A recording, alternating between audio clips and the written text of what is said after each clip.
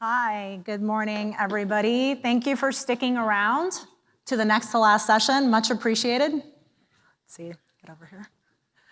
So I'm Marisol. I'm from corporate safety at Toyota Motor North America, and I'm here really to share my story and our team member's story regarding exoskeleton introduction and integration into our operations. So, and it's been my role in the last, it's been almost exactly 3 years that we first saw an exoskeleton. So my role has been to coordinate with the plants and lead that effort. So it's really been just exciting and really a privilege to work with my plants in that process. Let's see.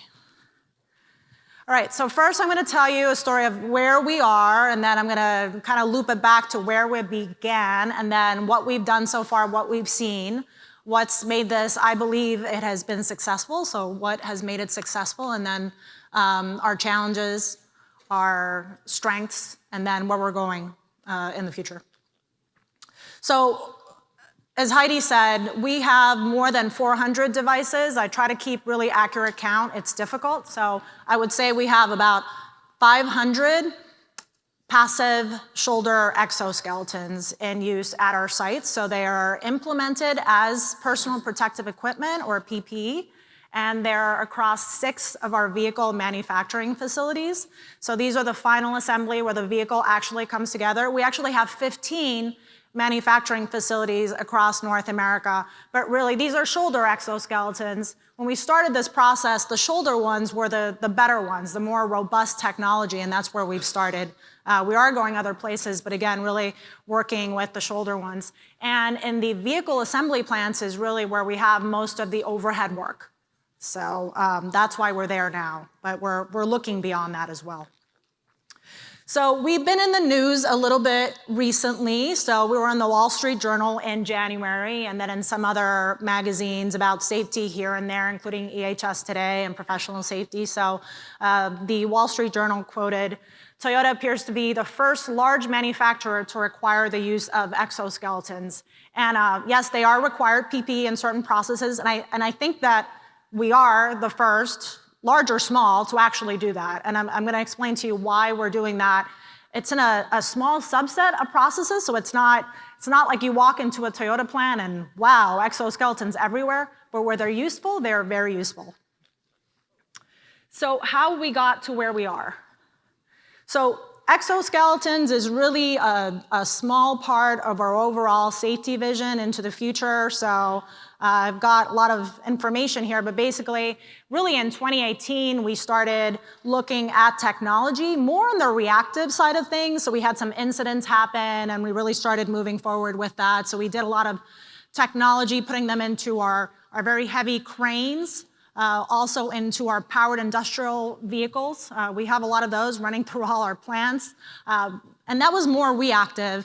So then we started looking at exoskeletons, right? That's when they first started coming onto the market, and the shoulder ones in particular looked really robust. Nobody was pushing us into this, so I've heard a lot here regarding, especially at the executive level and such, that everyone's like, oh, you must do this. So nobody even knew about this stuff. So nobody was pushing. It was sort of a grassroots effort in safety to really start tinkering with these types of devices.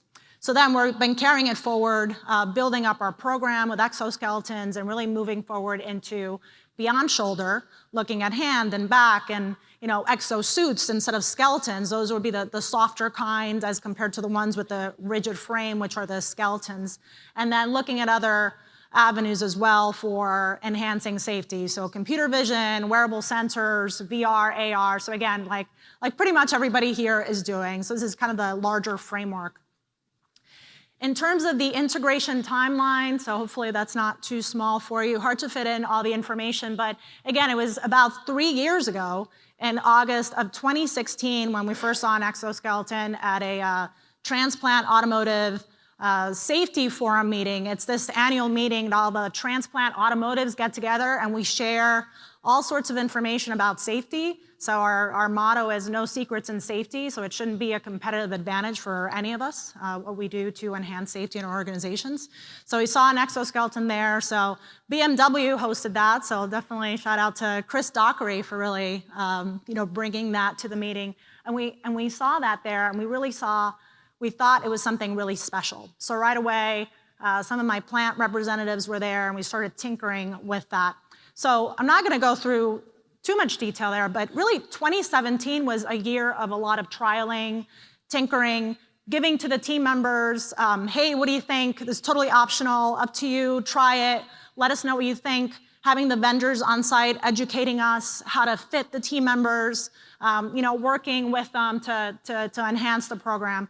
And really 2018 was a year of systems development. So in 2018, we had the start of our Toyota North American Ergonomics group, so one representative from every plant sharing information regarding what they were doing. And then that's when we started working on our standard, our internal standard as well. We also did an electromyography study at one of our plants that I'll talk about in a little bit. And we started putting a tool together to let us know when exactly to use the shoulder exoskeleton. So really that led to a few months ago, so our Canada plant in November was the first plant at the end of 2018 to require the usage of shoulder exoskeletons as PP and selected processes. And then our Indiana plant followed soon after that, and again, our standard is requiring that, at least in our assembly shop, we have several different departments, weld, plastics, et cetera, but by the end of this calendar year, assembly shop, which is our greatest concern with regards to ergonomics injuries, should be complete with regards to that integration. So the impact, of course, everybody's talking about ROI, the impact, all that. So I've got some soft ROI and hard ROI, if we want to call it that. So on the subjective side, so the team members are reporting definitely less discomfort and lower ratings of perceived exertion when they're using these exoskeleton devices, for sure. So. And then on the objective side, we're seeing statistically significant reduction of that maximum voluntary contraction. So basically, a large term, that means essentially your muscle fatigue for back and shoulder muscles. So what that means, so electromyography or EMG is studying the electrical activity at the muscle site. So it's a good predictor of, or somewhat good predictor of injury. You can argue back and forth. The experts argue about the correlation and the causation all the time. But basically, it's a good measure to see what is happening at the muscle site. So what essentially happens is that bicep is usually a really good one to explain. Everybody's very familiar with the bicep. So what you do is you cause a maximum voluntary contraction of that particular muscle that you're studying. And so you give them some sort of task to do where you max out. And then you compare tasks to that. So you basically would establish the MVC for the deltoid and the erector spinae, so the shoulder and the back respectively, and then you would compare exoskeleton usage and non-exoskeleton usage to that maximum voluntary contraction. So we did this study with partnering with Iowa State up in our Canada plant outside Toronto. And really early on, we were putting these devices on processes that we just thought were good. So processes with overhead work, essentially. So we did it on 10 processes that had overhead work, some type of overhead work. And across all tasks, we did see a statistically significant reduction, about 6% for the deltoid, and 4% for the back muscles. So not huge, but then when you start looking within the processes, then you start seeing very unique differences. So we had some processes that were as high as 16% MVC reduction for the deltoid.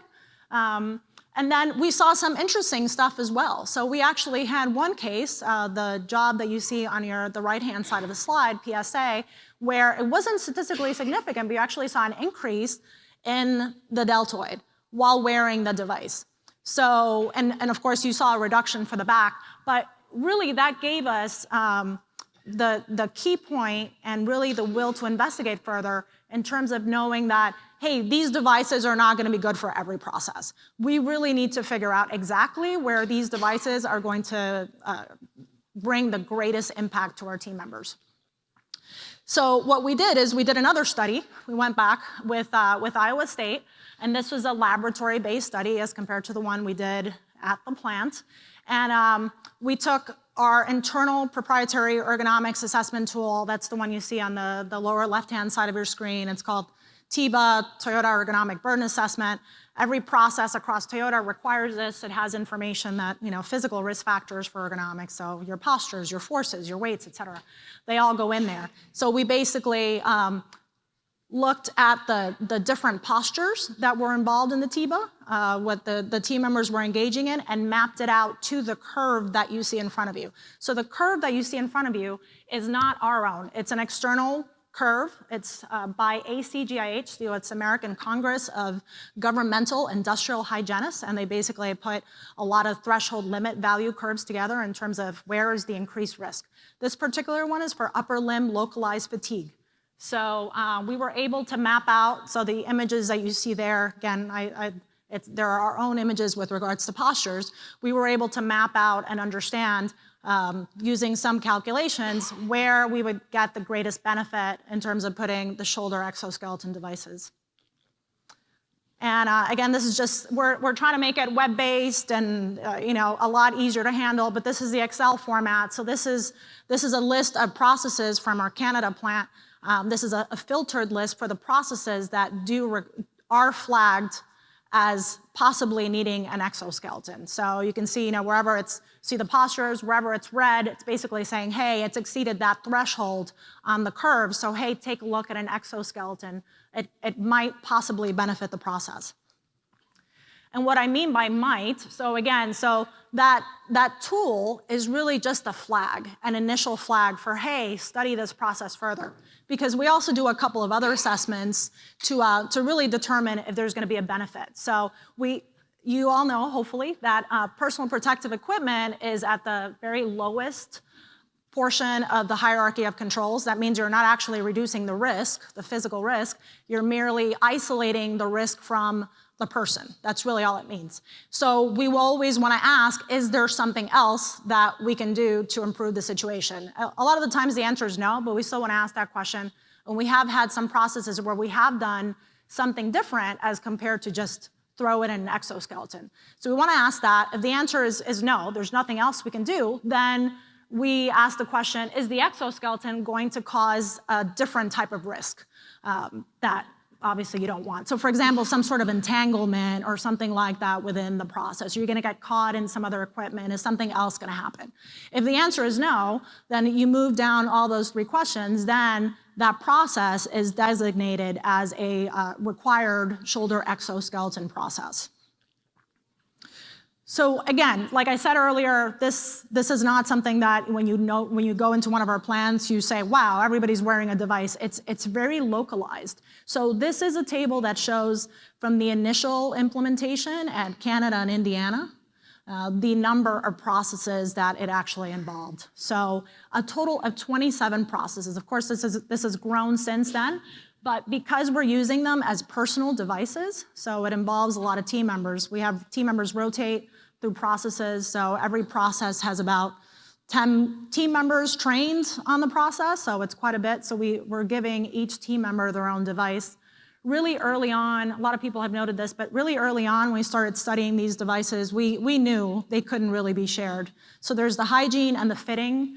It takes a lot to get them fit correctly to someone's body where they're very comfortable, so we really wanted to focus on that. So sharing just would not work for us. So the requirement really applies to a small portion of our processes, about less than 5%. And where they're helpful, they're very helpful, but it's by no means something that we would throw everywhere. So in terms of the impact, I'm gonna show you a video of the team member feedback and then our official internal message regarding exoskeletons, what they are. So this is a video that was, I took the team member feedback across the last 5 months or so from 3 different plants that have the greatest usage of exoskeletons. And then also you'll see our Senior Vice President talking about what is an exoskeleton, really giving that message to the team members. So in case you wonder, so the team members are not scripted in any way. Our senior VP is, because that's what they like. They don't go into it unless they know what they're saying. But please take a look, because it's a really good video.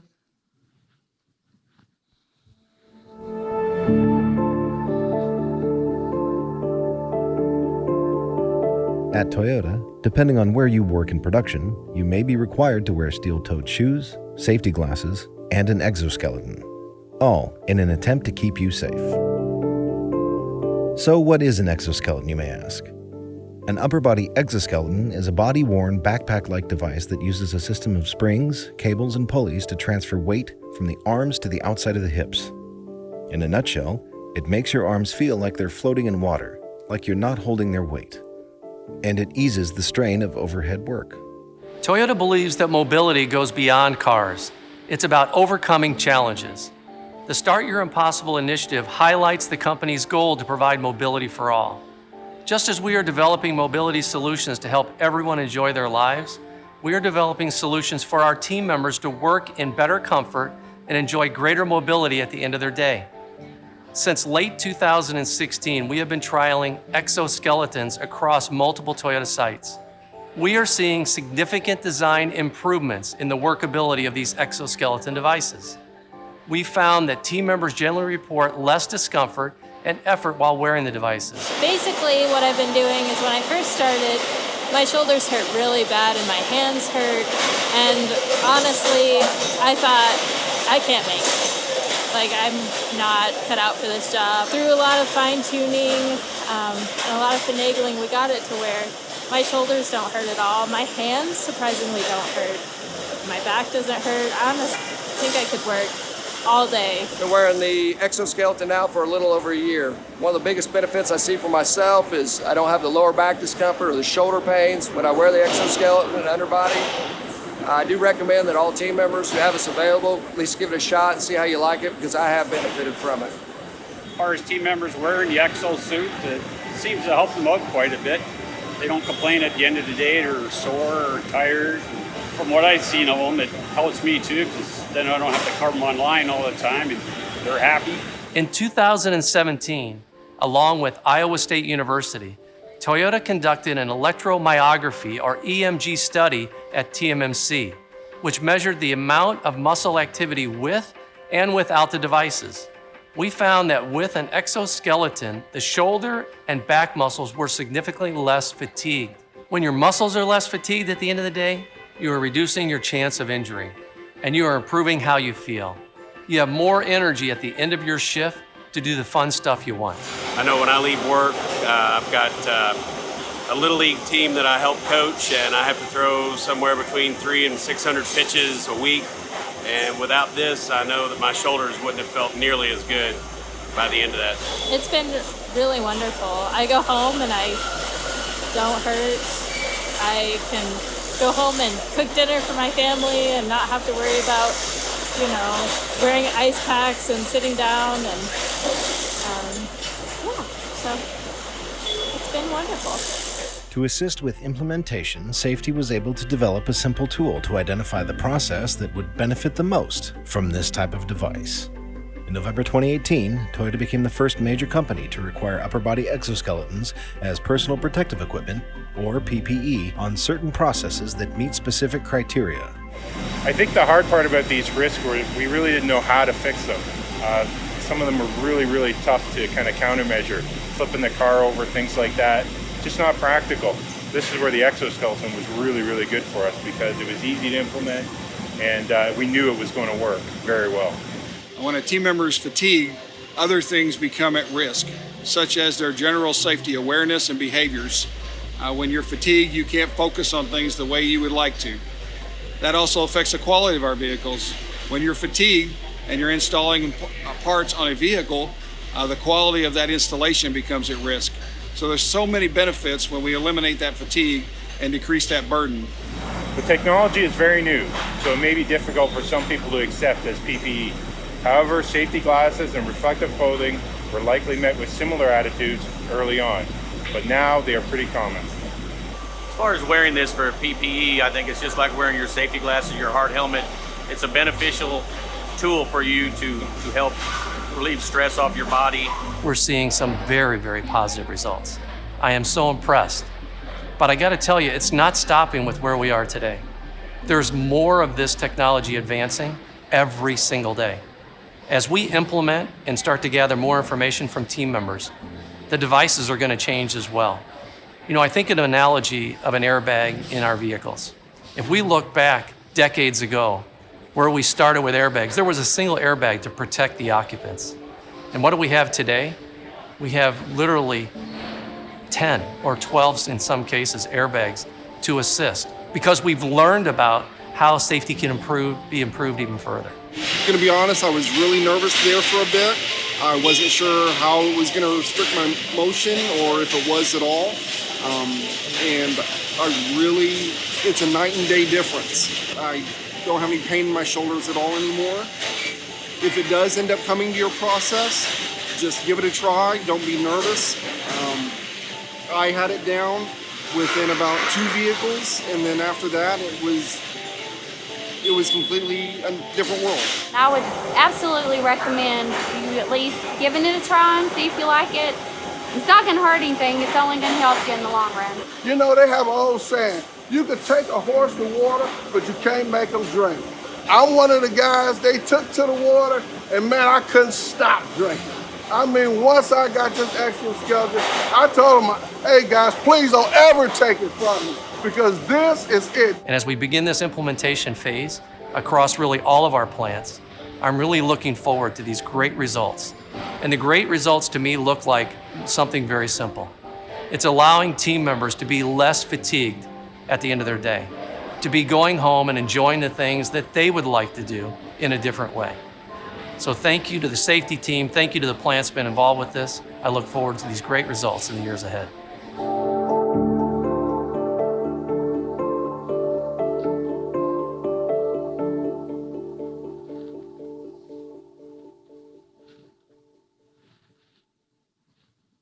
Awesome. Well, I hope you'll enjoy that. Some of it is really emotional in terms of understanding the impact that the work was having on their processes to begin with.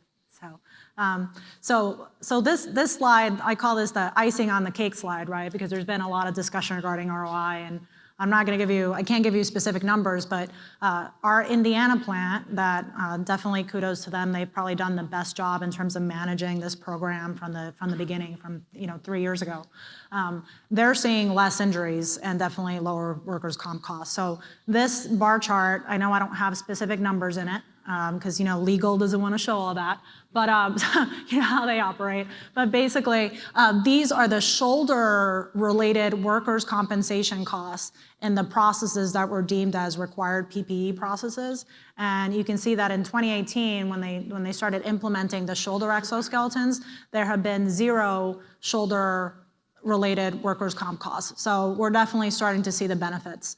But we definitely had to make them required to really understand what the benefit was, right? Because if they're not required, then you don't really know who's wearing them and for how long. So how can you really make that determination? So there's another great case for making them required, so you really understand your challenges. So again, icing on the cake for us, our successes. So our top contributors, I do feel we're not perfect by any sense of the word. We have a lot of improvement to do in our safety culture, but we do have a pretty strong safety culture. It's valued top down. You just saw one of the highest level executives in our company talking about an exoskeleton and PPEs and comfort and all that stuff. So I think that's pretty evident. The team members are really respected and heard. We have this culture called Mendomi. It's a Japanese term that basically means treat all the members like they're your family when they come to work. We had really enthusiastic safety leads and champions. So the lady pictured there, Jennifer, she's a safety team leader in Kentucky Paint Shop, and she's been one of our most enthusiastic members. Sandy, for example, the team member who was talking about bringing a horse to water, probably most memorable phrase in the video. So again, very enthusiastic. So we had all these kind of shop champions really spreading the message and wearing the devices all the time, even before they were required devices.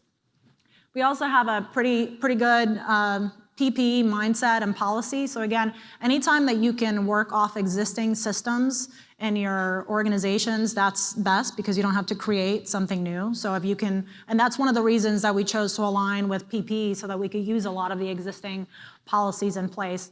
Our team members understand that PPE is based on risk assessment that they a lot of times complete themselves. So we're not gonna ask them to go into an area unless they wear specific PPE associated with the risk. So for example, in weld shop, we have a lot of sharp vehicle bodies that haven't been fully honed yet. So they wear lots of Kevlar protection. So that's something obvious that they wouldn't wear in assembly where they don't have those sharp parts. So it's kind of built into our culture. We also have some existing systems to address the fitting and the team member concerns and, hey, this feels uncomfortable, this doesn't feel right, we need some support. So we've got a couple of systems, how's your process, and early investigation systems.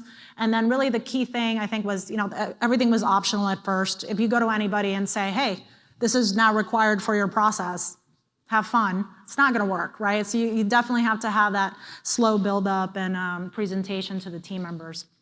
So we've developed our regional standard, and we have a few items in development. So I'll talk about the developed items that I wanted to highlight, but just some things at the bottom of the slide that we have in development is device and team member tracking, so tracking as in a serial number and such for maintenance purposes and such, standard communication and training, so everybody's kind of doing their own thing now. Maintenance, spare parts management, so how do we handle all their cartridges and spare parts and nuts and bolts of all these different devices, so we're looking for better ways. And then how are we, from the corporate side, how are we really auditing this standard now that it is a standard? Some things I wanted to share in terms of successes and things that we've developed are storage. So this is all really interesting. It brings into account, things that you've never thought of before, right? So for example, storage, these are two different examples. In paint shop on the left where there's a lot more debris and such in the air, and then assembly on the right where there isn't. So just different ways of handling that. Donning and doffing time for most of these devices for us is less than 30 seconds. To don, and then 30 seconds to less than that to take off, of course. It's like a backpack. And we actually do pay our team members for this time to put on their PPE, same as we pay them to put on their paint suit and all that. So we basically add a minute to their time in the system if they are using an exoskeleton.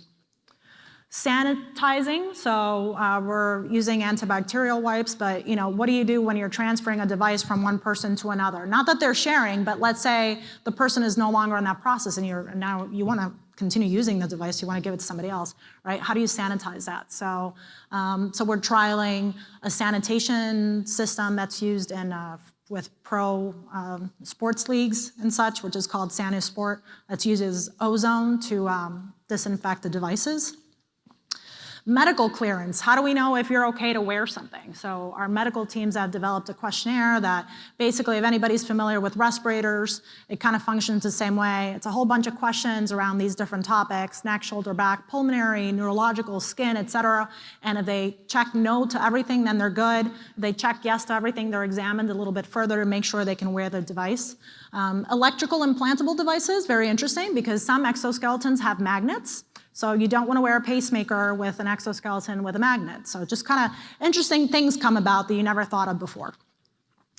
And then the Rampup that we've had to develop, again, you just don't go and here you go, wear it. So when a process is designated as required, you communicate that to the team members, the area management and such, and then basically you start 7 days before you start doing the initial fittings, they start wearing it sparingly in their process, mostly for going back and forth and adjusting the devices and fitting them and such. And then you start ramping up slowly. So the first week you wear 30 minutes per shift, and then the second week you start wearing 60 to 90 minutes per process until you're ramped up to full-fledged exoskeleton usage.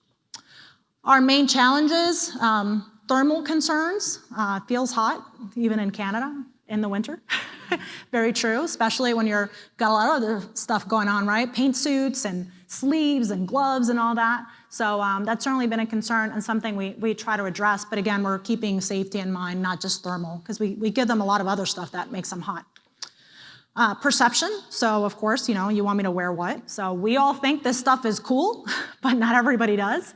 So interestingly enough, we've had young team members more open to trying it, but then less open to keeping them on because they don't really feel the aches and pains yet. Whereas the older team members are like, yeah, I could have used this 20 years ago type of thing. So vehicle mutilation is another big one for us. So in terms of scratching and chipping the finished vehicles. So a lot of these devices have those parts that can do that. So we've experimented a lot with covers and such. And then really hidden cost is a huge one. So this is beyond the equipment cost. I don't think the equipment really costs that much, but it's really the amount of time to get it all right and to fit the team members and the ramp-up process and such. There's a lot of manpower in our plants addressing that.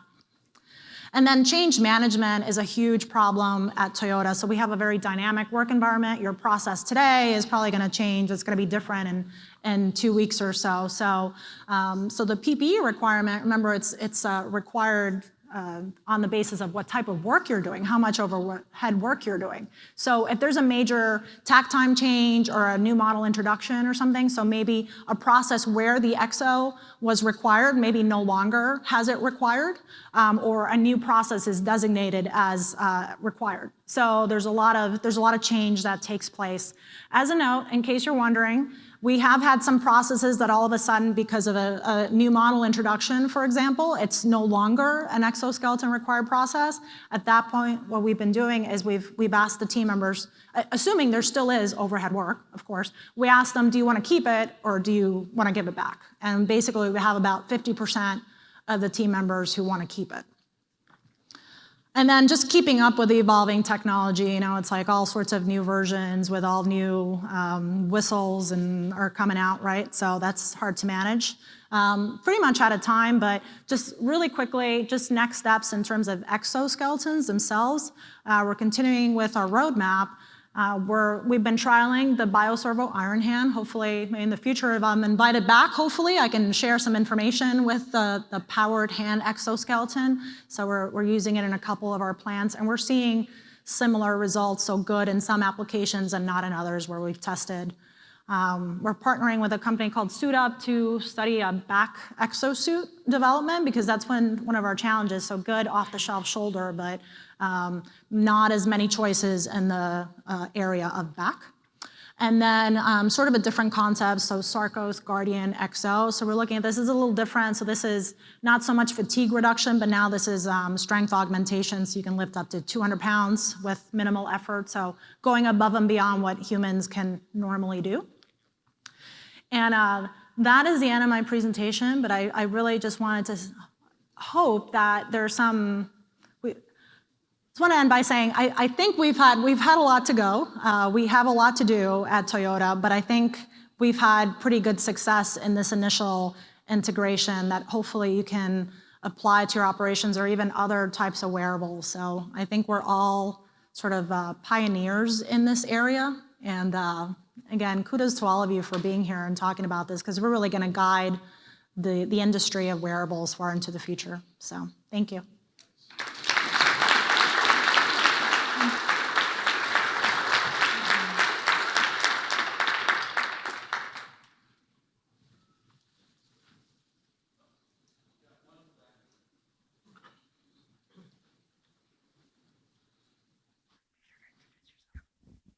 I'm Ken Fast from Electric Boat. So there was work done even 10 years ago in the shipbuilding industry with exoskeletons, and there were full body and then the waist ones with the zero-G arms. And we actually had a handful of zero-G arms, I don't know, 5 or more years ago, and they're probably sitting in a closet collecting dust now. But could you talk to why this was successful? Is it because the products are better, or is it because of the mandate, or is it some combination or some other mystery factor? Why it's successful now and wasn't in a heavy industry 5 years ago? Yeah, that's a great question. So I think the products are better. Certainly they're light. They're pretty light. We have zero-G arms as well, so some of which are unused, same as you. So I think the products just got better. I don't think it's because of the mandate. The mandate came after the team member feedback said that it was good. I think this is really just the time for wearables, the time for exoskeletons. So I think, especially in the area of the shoulder, there's some pretty pretty darn good off-the-shelf devices. There's a variety of choice. So we're, again, we're looking at different products and such. So I really think that's why it's taking off. The industry, there are all these conferences now devoted to wearables and exoskeletons. There weren't 10 years ago, right? I've been going to ergonomics and safety conferences for a long time, and really it's only been in the last 3 years or so that people are talking about this. So I think it's a movement that's going to continue. Thank you.